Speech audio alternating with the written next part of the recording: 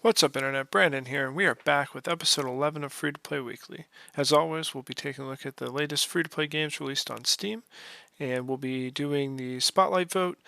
I'm going to go over what the Spotlight vote is a little bit, because there was some confusion last week on what I meant by having these Spotlight games and how the Spotlight vote gets accessed, etc. And so we'll have the first 4 games in this week's video, and every week's video going forward will be options for the Spotlight. The Spotlight is a live stream on Thursday nights at 10 p.m. And whichever game gets the most votes is what I will play during that time slot. I will put the link to the vote in the comments, and I will pin it so that it'll be at the top of the comments. So after you watch the video, if you want to go in and vote for what game you'd like to see me play Thursday night, then do so. And that having been said, let's dive right in. The first option for a Spotlight vote is Mirrored Phantoms. In this game, you are working your way through a mannequin factory, and there is like a mirror that you've shattered, and now you have to find the shards to restore the mirror. And as you find shards and restore the mirror, it unlocks new areas of this mannequin factory. The ambiance is significantly creepy. There's, things that move when you're not looking. There's things that move when you are looking. And so overall, it's a horror game. You're working your way through this factory, trying to escape, find your way to the exit. Sometimes doors are locked when you're hoping they aren't. You have to kind of squeeze your way through some areas that are a little tighter.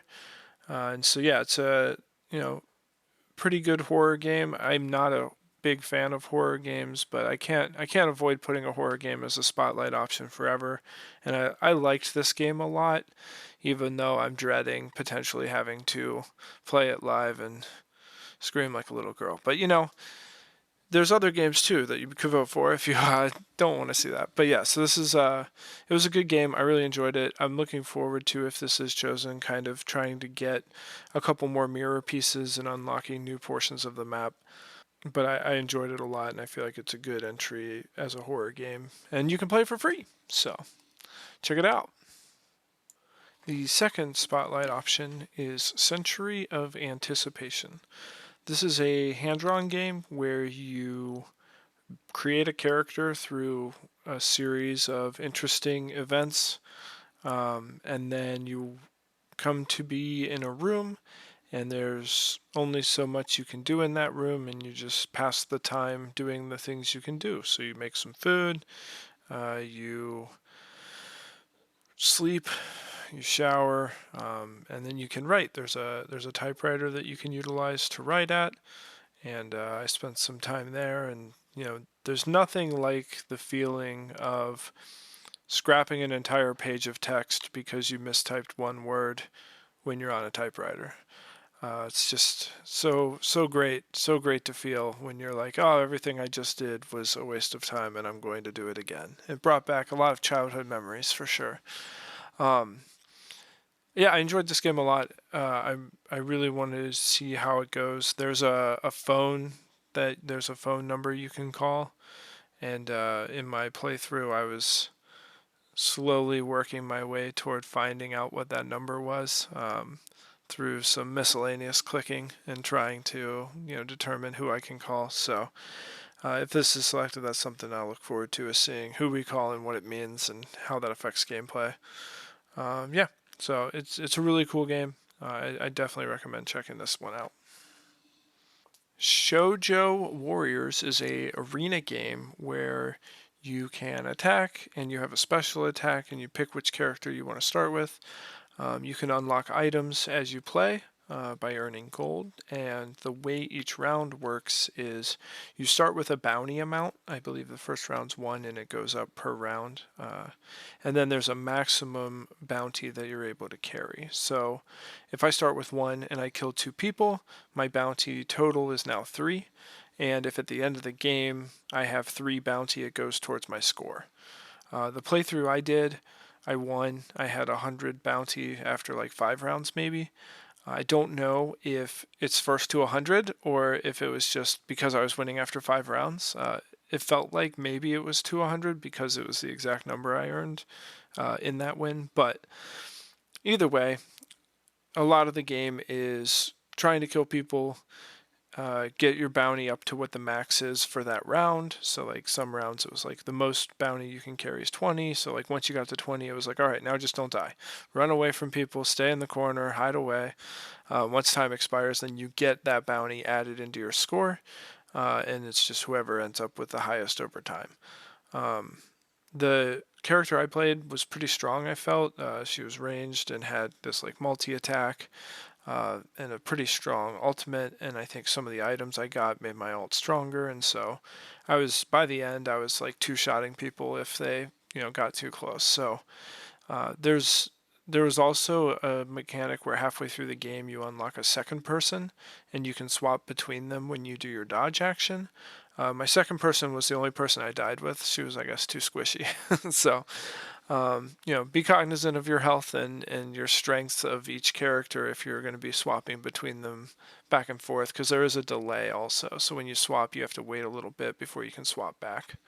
But it was a fun game. I enjoyed it a lot. For like an arena brawler where I didn't really know what I was doing and I wasn't really sure what each item did. It was still fun to play and defeat people and dominate. The final spotlight option is All Abug. It is a game where you play a lizard who is riding around on his friend, the caterpillar, and you are trying to make your way back to where the caterpillar's family is, I believe.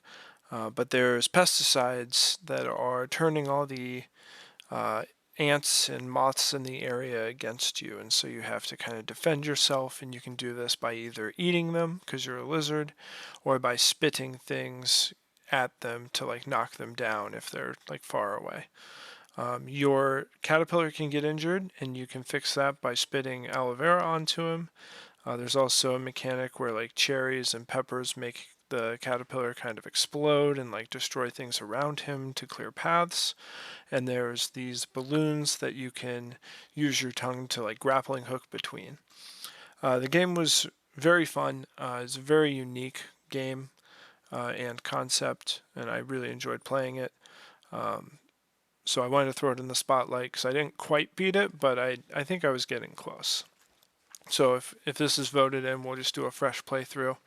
But it is a really fresh mechanic and it's free, so it's something that's worth checking out, and I thought was a lot of fun. World Series of Poker game is a poker game put on by World Series of Poker that came to Steam this week. This is by no means a new game or a new title. World Series of Poker's been around forever, I feel like, so it's just new to Steam, but it is available now to play. I played a couple of games. I won actually a decent amount of money on the couple of games I played. I will say for this one, there's a lot of interesting ways to earn coins. There's like a slot machine and there's video poker. And I didn't see as much aggression as I saw in Pokerist. When I played Pokerist, it was like every hand someone's all in.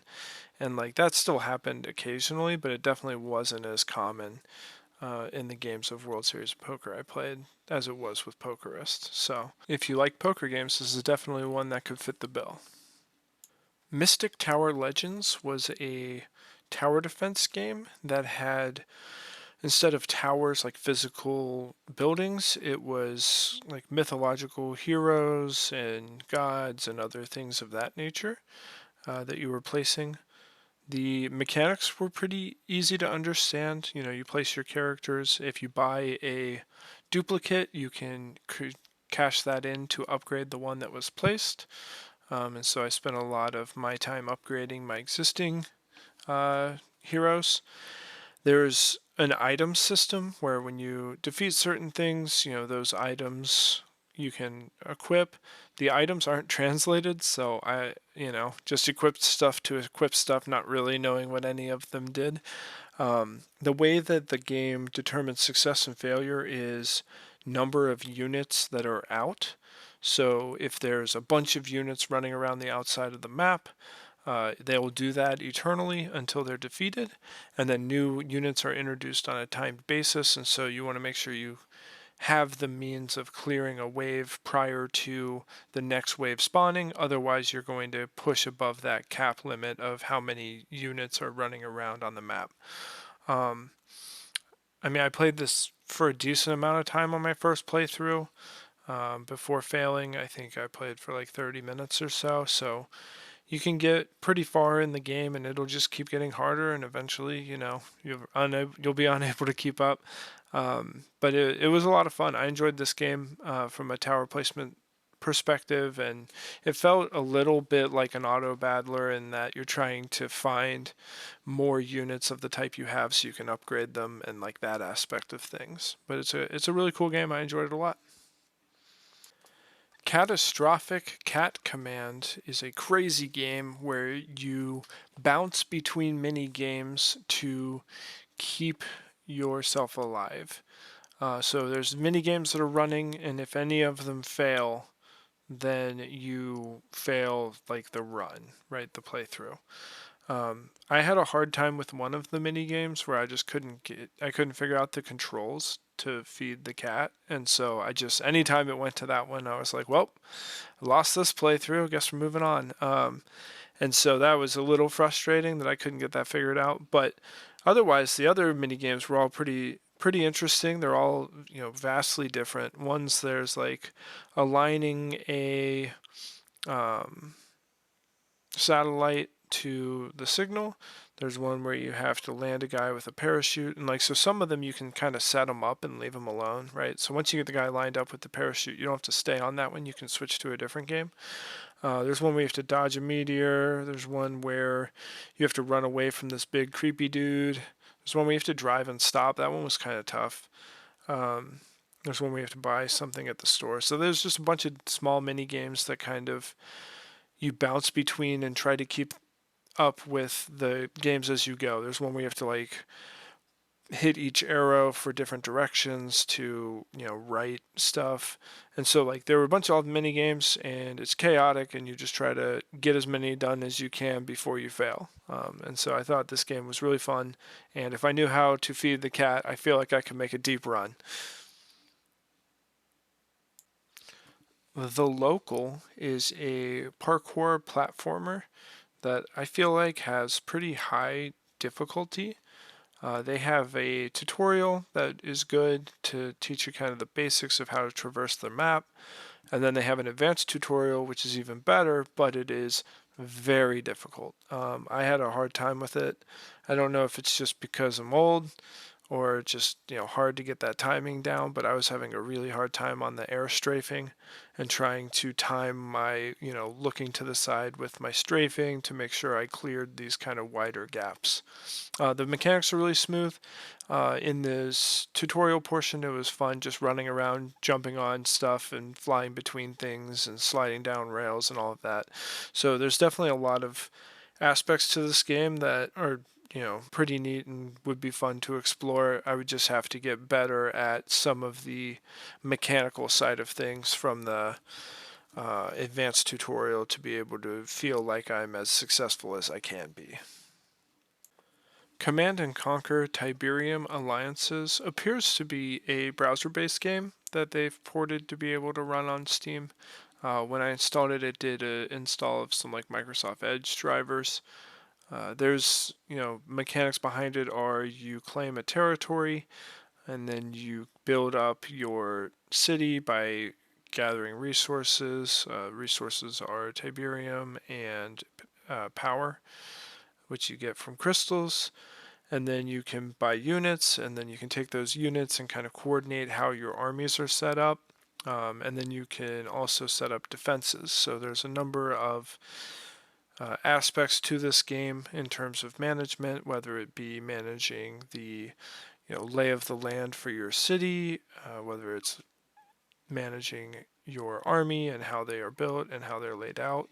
Their army, the way it works is you set it up in waves, so you can set send these guys first, and then after that send these guys, so you can control the pacing of the battle. If there's certain things you want to protect, you can put them a little further back so that hopefully your enemy's units will be defeated by the time they're coming through, if they're better against buildings and you want them to come in and destroy the buildings of your enemy, etc. You can also get a preview for what you're attacking so you can make sure that your resources are placed in the right locations to attack the right things. I didn't get that deep into this game in the amount of time I put into it. I'm sure there is an insane amount of depth that includes eventually attacking other people's provinces and areas and trying to take over more of the map. And so I'm sure there's a good amount of gameplay here. I don't know how limited it is in terms of timing. Usually a browser-based game will have some sort of time mechanic where you can only attack so many times within a certain period. So I'm sure that's at play as well. The final game I wanted to call out as an honorable mention this week is Crashers of Aetheria. This is a game where you have a deck of units that you can place in combat based on their energy cost. So you draw a certain amount of units and then you place them on the battlefield, and then on subsequent turns you can launch them like pucks to attack either your enemy's units or the enemy base. There's also stationary units you can place that give a buff to things within range. There's also a weighting system, so your lighter units have lighter pucks and therefore travel further, whereas your heavier units don't move as far. And so there's some times where you can have a heavier unit and have a stationary totem next to them that makes them move faster so that you can attack the enemy's base from where that person is. I thought the combat felt unique from a gameplay perspective. I know we've played one thing before that's like that with the pucks, but having a deck associated with it as well was definitely something new and unique, and the ability to customize that over time is intriguing. All right, time for quick hits. I did get feedback that quick hits were a little too quick last week, so I'm not going to necessarily go slower, but I'm going to make sure that I'm identifying the game well before I jump into it. Death in the Gulag. In Death in the Gulag, you walk around a camp and hear about true events from a Russian gulag. It's a pretty dark game. The content is a little difficult to digest, so make sure that you're prepared for that if this is a game you're going to try. Laser Tag Arena. Laser Tag Arena is a game where you can play laser tag with friends in a old school style laser tag arena. I played through a little bit of running around the graffiti arena, and I thought the arena layout was cool. There was a secondary upper platform which was neat, and the combat seemed smooth enough. The Future is Ours. The Future is Ours is a camp simulation game where the focus is around education for LGBTQ issues and experiences. Obscura. Obscura was a very interesting game where you conduct seances to solve a crime, and it was very fun. It was pretty difficult. I felt like the game didn't necessarily do a great job of explaining what to do next or how to proceed, but I was able to complete it. SSR Summoners. SSR Summoners is a gacha-style game that uses combinations from the heroes to make your combat be more effective. So building out a good group of heroes has a large impact on the success of your battles. Steel, or Steely, according to the internet. Steely is a puzzle game where you program platforms to get to the gaps in the map before the payload that is working its way across the map to get to the exit. So there's some work to be done around the timing of when platforms pass each other. Mining. Mining is a clicker game with timed drops. I don't think clicking has any impact on the game itself, so it's just timed drops with a clicking facade in front of it. Juggling. Juggling is another clicker game where you're keeping a ball in the air by clicking. You can also just hold click down and it'll just keep juggling forever. Fell. Fell is a solid difficulty platformer. There's definitely that feeling of accomplishment when you complete a tricky area. There's a double jump, there's a dash, and so just trying to manage wall jumps, trying to manage all of those components to get your way to the next checkpoint. Fishing Clicker. Fishing Clicker is a clicker game where you are catching fish. It was nice that there were different mini games when you're catching fish, so it's a little bit different each time. But each fish was worth $1, and the scaling on that was brutal. So it would take a very long time to hit any of the upgrades. Thin Line. Thin Line was a horror puzzler that was a little too dark. I feel like it was difficult to see where you were going or what you were doing most of the time.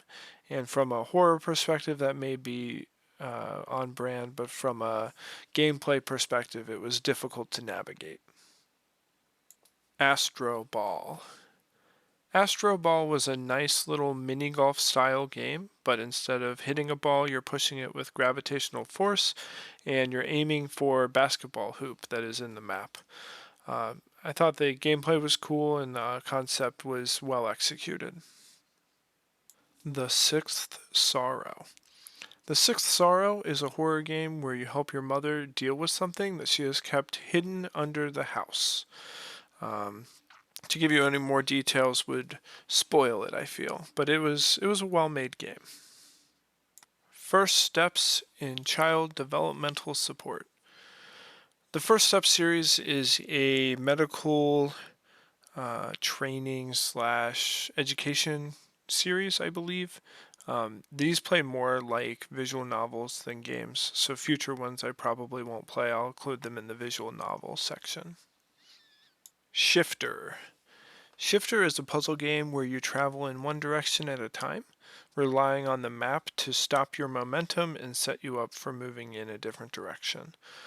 Some of the puzzles were a little difficult to find first try, like figure out how to do them, but from a gameplay perspective, it's very smooth and challenging. The Dragon Odyssey. The Dragon Odyssey is a mobile port action RPG that has auto-pathing, which is something that's crucial in a mobile game, but the ability to move around on your own as well. The story seemed pretty linear, and you just follow it through and complete battles. The August Before, Chapter 1. The August Before Chapter 1 is a prologue game for a full game that has not released yet. In this prologue, you pack up your room for college and clean up a little bit and discover some background and story around the main character in the process. Cosmo Cats. In Cosmo Cats, you click some cats in the cosmos. Like all the other cat clickers, there are cat sounds associated with cat clicks. Cake.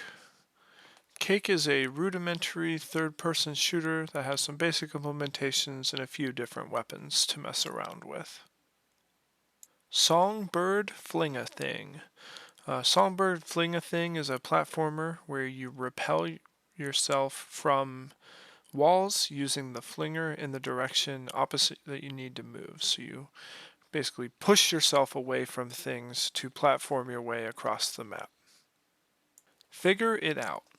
Figure It Out was an interesting puzzle game where you drop shapes on different paths and you have to get to the exit with the shapes that are required to complete the map.